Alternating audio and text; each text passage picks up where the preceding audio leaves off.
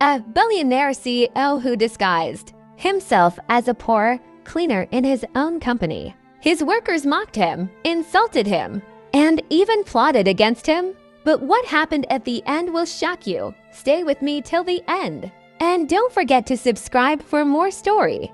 Emeka was a billionaire, but nobody knew. He lived in wealth yet chose to hide his true identity. One day he made a decision that shocked even himself. He would disguise as an ordinary cleaner. In his own company, he wanted to see how his employees truly behaved when they thought nobody important was watching. Were they loyal? Or were they only pretending because of his money? So the next morning, Emeka dressed in old, faded clothes. He carried a small nylon bag and walked into the very company he owned. Not as the CEO, but as a poor man looking for work. The staff laughed at him. Cleaner in this big company, look at his slippers. But Emeka only smiled quietly. He accepted the job, picked up a mop, and began sweeping the same hallways he had built with his billions. Nobody knew the truth to them. He was just another poor cleaner, but in his heart, Emeka whispered, soon I will see who is truly loyal and who is not. One afternoon, while he was eating, one of the workers shouted at him, "Go and clean my table." "Why cleaning the table?" one of the workers. "She said, you idiot, clean it where?" She poured the food on him. He didn't say anything. In his mind, he said, "You people are wicked. If I was really a cleaner, this is how you people will treat me." Of the cleaning, Michael was the only one that shows him love. Some of the employee even said the CEO is a ritualist. He looked at that. He said, "They are not even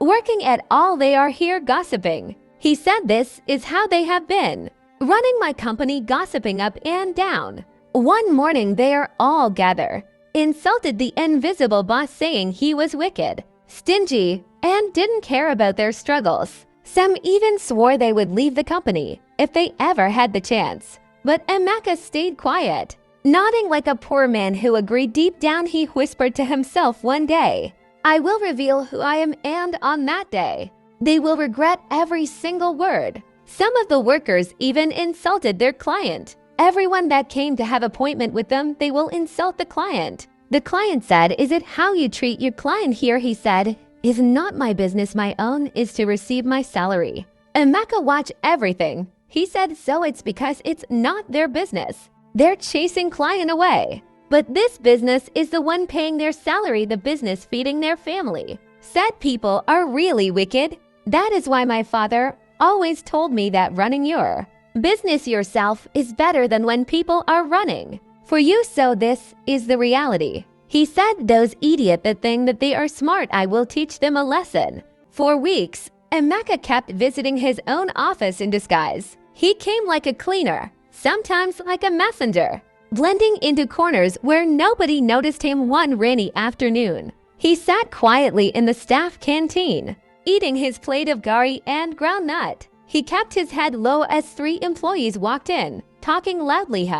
"This our Ogusef." One of them hissed, "He owns all this money, yet see how he pays us peanuts." "Billionaire my foot." Another laughed bitterly. "Not true, you talk. Sometimes I even wish I could see his face. I go tell my mind straight, all these rich men now wickedness full their body." The third leaned closer and whispered, "But they say the boss no day even come office. Maybe na ghost Seth. Or maybe na one old rich man way no care about anybody." They all burst out laughing.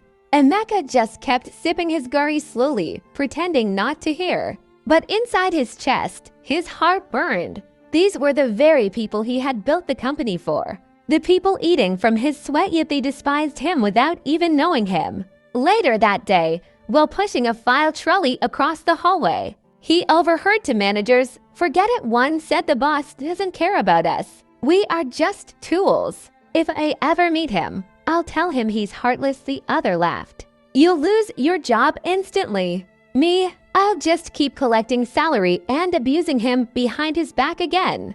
Emeka kept quiet. He realized something deep. People only respect you when they see your wealth. When you hide it, they show their true colors. Still, he didn't reveal himself. He wanted to hear more, to see who was loyal even when they thought he was nobody. And then one day, while sweeping near the conference room, he heard his name. But this time, it wasn't gossip, it was a dangerous plan Emeka had gotten used to insults, mockery, and gossip. It no longer pained him the way it used to until he realized some of his own senior staff were planning something dangerous that afternoon. He was sweeping near the conference room when two managers entered. They didn't notice him because to them he was just the poor cleaner. One whispered, "If we can convince the board that the boss is too greedy, we can push him out. His face is never seen anyway. Who will defend him?" The other chuckled. "Exactly. We'll just say he's mismanaging funds. Nobody has ever seen him here. So the shareholders will believe us." Emeka froze, gripping his broom tightly. His own employees plotting to destroy the empire he built. But before he could sink to deep in thought, a gentle hand tapped his shoulder. It was Michael, the only person who treated him kindly. Michael was also a cleaner, a young man with a cheerful spirit, who always shared his food with Emeka when others mocked him. "Don't mind them," Michael said softly. "People will always gossip me. I believe the boss must be a good man. How else would a company this big survive?" Emeka looked at him and smiled. For the first time in a long while, he felt warmth. Michael was the only one who treated him kindly. Michael was also a cleaner, a young man with a cheerful spirit, who always shared his food with Emeka when others mocked him. Emeka looked at him and smiled. For the first time in a long while, he felt warmth. Michael was the only one who saw him as human, not trash. The two of them became closer. While cleaning offices at night, they talked about life. Michael told him about his struggles, how he worked 3 jobs to support his sick mother. Sometimes Michael said one night, "I prayed to God that one day I will get a better job so my story will change. But until then, I'll keep working honestly. No matter how poor I look, I'll never betray my soul." Emeka's chest tightened. Here was a man with nothing but with a heart richer than gold. He thought to himself, "If there's anyone I will lift up when I reveal who I am, it will be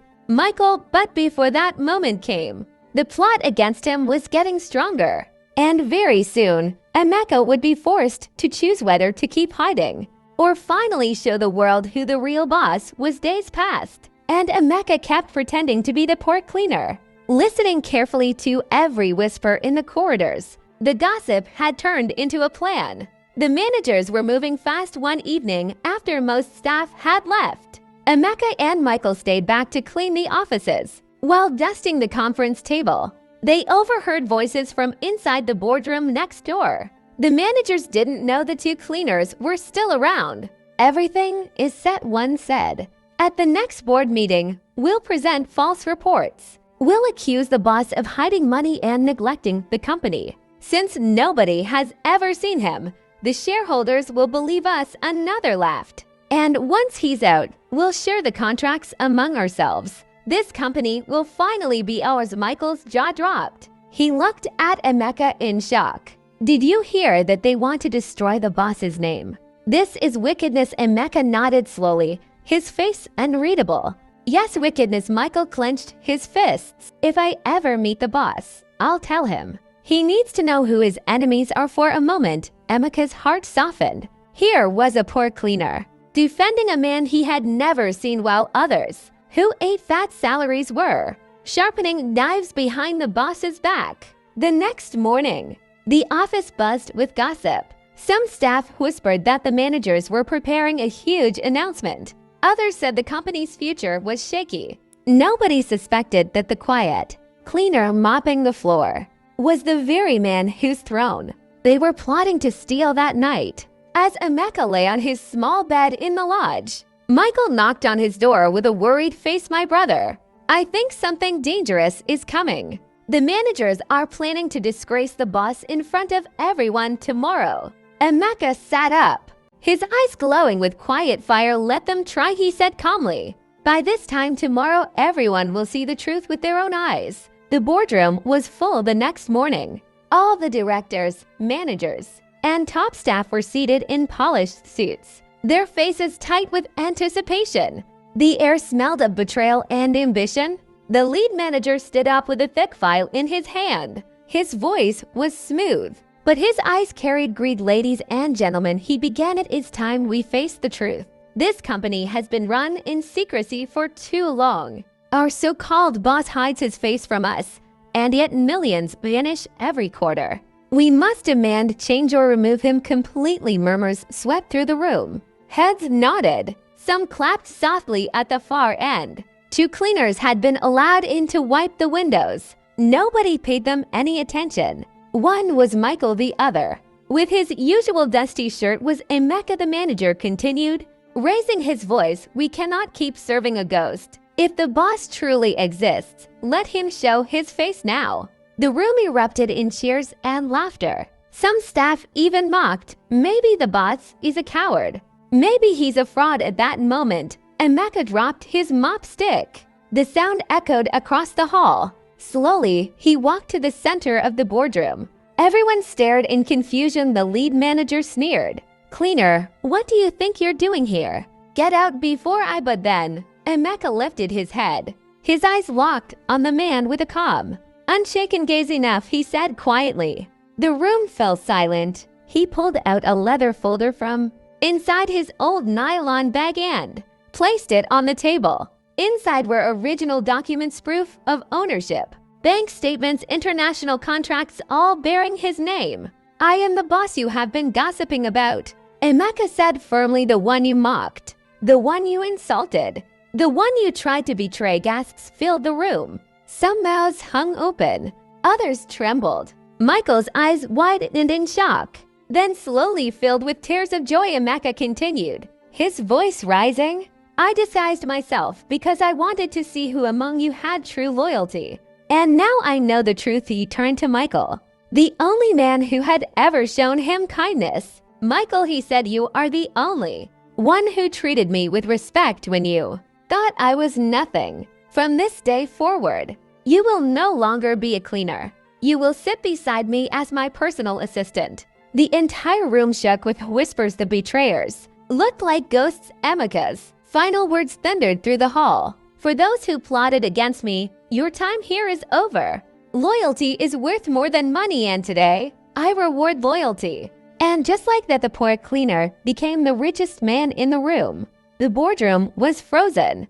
Nobody moved. Nobody breathed. The same man they had mocked, insulted, and plotted against was now standing before them, the true boss. Emeka's voice cut through the silence like a blade. All of you who said I was stingy, stand up slowly. The managers and some staff rose to their feet. Shaking, you said the money I pay you is too small. Yes, Emeka asked. They nodded nervously. Emeka slammed a file on the table. Check your contracts. I pay each of you 2 million naira every month. Tell me which company in this country pays you that kind of salary for the little work you do. Nobody answered. Some bowed their heads. Others began to stammer. Emeka's voice grew stronger. You called me wicked. You called me stingy. But the truth is, greed is in your hearts, not mine. If 2 million is too small, then leave. Go and find another company that will pay you more. Gasps filled the room as his words thundered. He pointed at the door. As of today, you are all sacked. Take your greed outside.